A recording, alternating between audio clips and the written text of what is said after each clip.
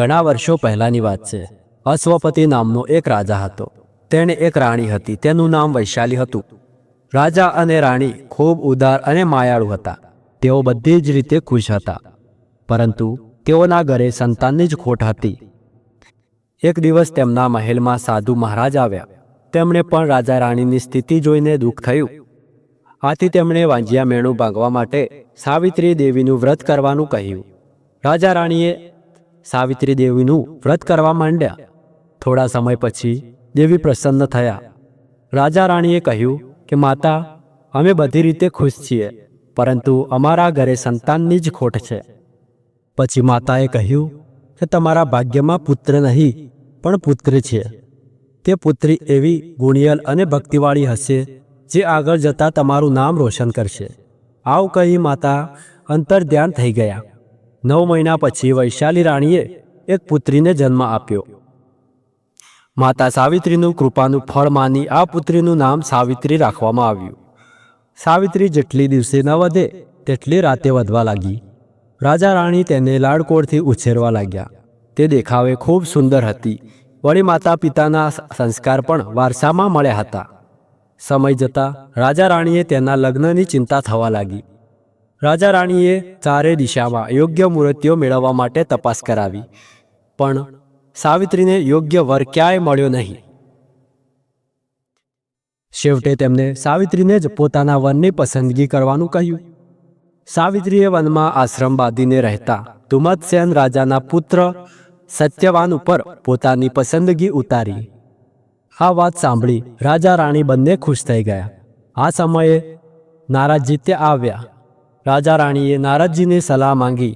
નારદજીએ કહ્યું કે મહારાજ, સત્યવાન બધી રીતે તમારી પુત્રી માટે શ્રેષ્ઠ છે. પણ રાજા રાણીએ ચિંતાના સ્વરે કહ્યું કે પણ શું મુનિરાજ? નારદજીએ કહ્યું કે સત્યવાનનું આયુષ્ય ખૂબ જ ટૂંકું છે. હવે તે માત્ર 1 જ વર્ષ જીવી શકશે. આ સાંભળી રાજા રાણીને ખૂબ દુઃખ થયું. તેઓએ પોતાની પુત્રીને સમજાવી કે તું સત્યવાનને પરણવાનો વિચાર માંડી વાળ. સાવિત્રીએ તેના માતા પિતાને કહ્યું કે મારા ભાગ્યમાં જે થવાનું હશે તે થશે, માટે તમે ચિંતા ન કરો. મેં સત્યવાન સાથે લગ્ન કરવાનું નક્કી કર્યું છે, તો લગ્ન એમની સાથે જ કરીશ. સાવિત્રીની મક્કમતા જોઈ રાજા રાણી પણ ચૂપ થઈ ગયા.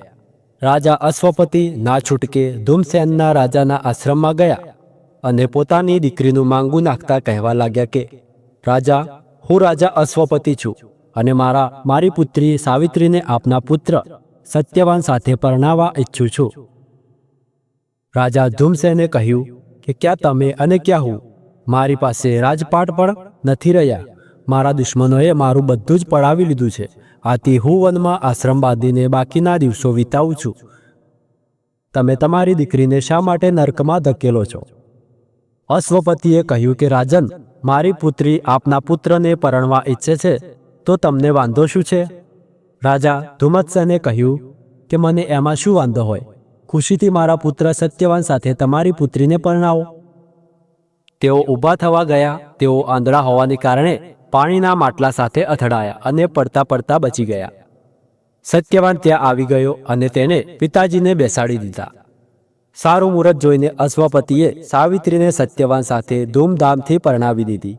રાજા રાણી ઉપરથી ખુશ હતા, પણ અંદરથી ખૂબ જ દુઃખી હતા, કારણ કે થોડા જ દિવસોમાં જ તેમની પુત્રી વિધવા થવાની હતી.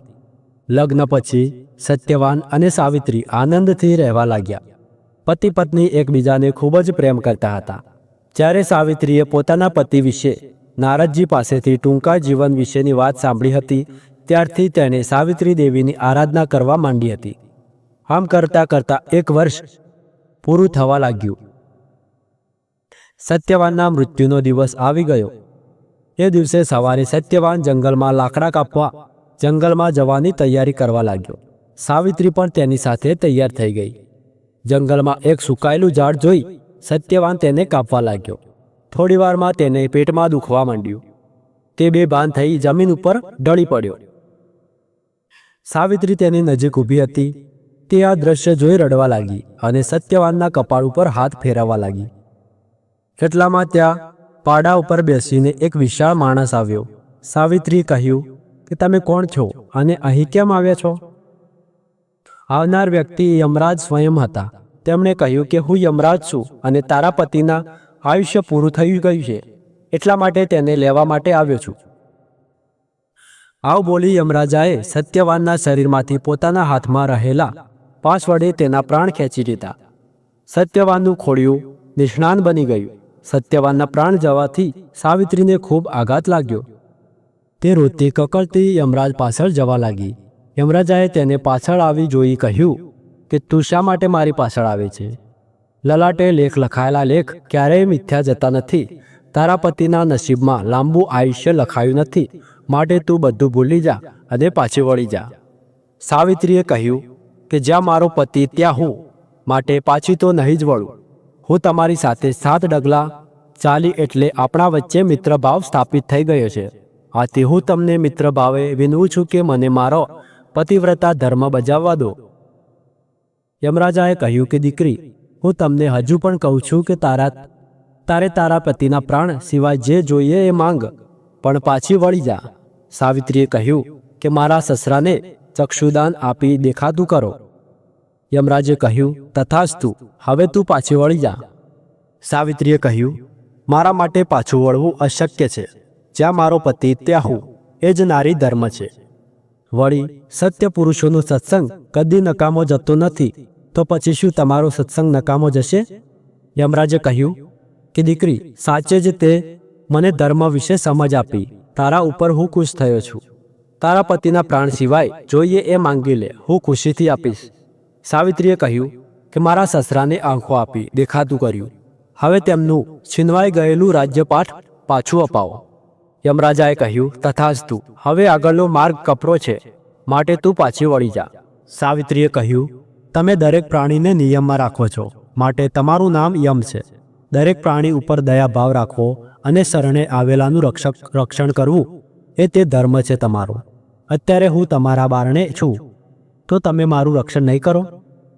યમરાજાએ કહ્યું કે દીકરી, તારા ઉપર હું પ્રસન્ન છું. તારા પતિના પ્રાણ સિવાય જે જોઈએ એ માંગી લે. સાવિત્રીએ કહ્યું કે મારા માતા પિતાને પુત્ર નથી, તેમને 100 પુત્ર થાય અને તેમનો વંશ ચાલુ રહે એવું વરદાન આપો. તથાસ્તુ કહીને યમરાજ આગળ ચાલ્યા. એટલે સાવિત્રી પણ તેમની પાછળ પાછળ ચાલવા લાગી. યમરાજાએ કહ્યું કે દીકરી, હવે શું બાકી રહી ગયું છે? જોઈએ એ માંગી લે બસ. સાવિત્રીએ કહ્યું કે મારે 100 પુત્રો જોઈએ છીએ. યમરાજાએ કહ્યું તથાસ્તુ, હવે તું પાછી વળી જા અને મને જવા દે. સાવિત્રીએ કહ્યું કે મને 100 પુત્રો થશે એવું વરદાન તો તમે મને આપી દીધું, પણ મારા જેવી પતિવ્રતા સ્ત્રીને પતિ વગર પુત્રો કેવી રીતે થશે એનો વિચાર કર્યો છે? માટે તમે મારા પતિને પાછો મને સોંપી દો. સાવિત્રીની ચતુરાઈથી યમરાજ ખુશ થઈ ગયા. તેમના માટે વરદાનને ફળીભૂત કરવા માટે સત્યવાનના પ્રાણ સાવિત્રીને આપે જ છૂટકો હતો. તેમના વચનમાં તેઓ બંધાઈ ગયા હતા. યમરાજાએ કહ્યું કે દીકરી, હું તારી ભક્તિભાવથી ખુશ થયો છું. જા તારા પતિને જીવનદાન આપું છું અને તેનું આયુષ્ય વધારીને 400 વર્ષનું કરું છું. ખુશીથી તારા પતિને લઈ જા. આશીર્વાદ આપી યમરાજ ત્યાંથી ચાલ્યા ગયા. સાવિત્રી પોતાના પતિને દેહ પડ્યો હતો ત્યાં ગઈ અને તેનું માથું ખોળામાં લીધું. એટલી વારમાં સત્યવાન આળસ મરડી ઊભો થઈ ગયો. સત્યવાનને સજીવન થયેલો જોઈ સાવિત્રીની આંખમાં આંસુ આવી ગયા. સત્યવાને પોતાના સ્વપ્નમાં જોયેલી બધી વાત સાવિત્રીને કહી. જવાબમાં સાવિત્રીએ બધી હકીકત પોતાના પતિને કહી. યમરાજાના વરદાનના પ્રતાપે સત્યવાનના પિતાને આંખો આવી, ગુમાયેલું રાજ્ય પડતું મળ્યું. સાવિત્રીની માતાને 100 પુત્રોનો જન્મ આપ્યો અને પોતે પણ 100 બળવાન પુત્રોની માતા બની. આમ બધે આનંદ છવાઈ ગયો. હે સાવિત્રી માતા, તમે જેવા સાવિત્રીને ફળ્યા તેવા તમારું વ્રત કરનારને, વ્રત કથા સાંભળનારને ફળજો. તો મિત્રો, તમે પણ આ વ્રત જેના મોઢે સાંભળો છો, અથવા કોઈ સ્ત્રી, કોઈ દીકરી, તો એને છેલ્લે વ્રત સાંભળ્યા પછી તેને દક્ષિણા સ્વરૂપે કોઈ ભેટ અવશ્ય આપવી જોઈએ. તો આશા કરું છું કે તમને આ વ્રત કથા પસંદ આવી હશે. પસંદ આવી હોય તો વિડીયોને એક લાઈક, ચેનલને સબસ્ક્રાઈબ કરી લેજો.